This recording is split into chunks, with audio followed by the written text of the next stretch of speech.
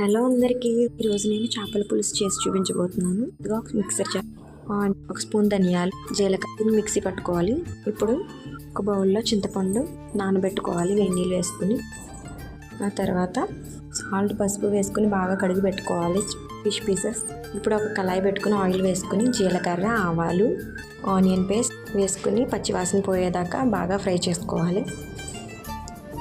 మిర్చి ఇది కూడా ఫ్రై చేసుకుని, పసుపు ఇది బాగా మగ్గించుకొని నేను కల్లుప్పు వేస్తున్నాను, కారం ఇదంతా బాగా కలుపుకొని మగ్గించుకోవాలి. టమాటో పీసెస్ కూడా కలుపుకొని వేగిన తర్వాత చింతపండు గుజ్జు ఇది బాగా ఉడికించుకొని ఇది మరుగుతున్నప్పుడు ఫిష్ పీసెస్ వేయాలి. ఇది ఇలా ఉడికించుకొని కొత్తిమీర వేసుకోవాలి. మూత పెట్టి మరిగించుకోవాలి. నూనె పైకి తేరే వరకు మగ్గించుకోవాలి. అంతే, చేపల పులుసు రెడీ అయింది. ఈ రెసిపీ మీకు నచ్చినట్లయితే లైక్ చేసి, షేర్ చేసి, సబ్స్క్రైబ్ చేయండి. Thanks for watching. Bye bye.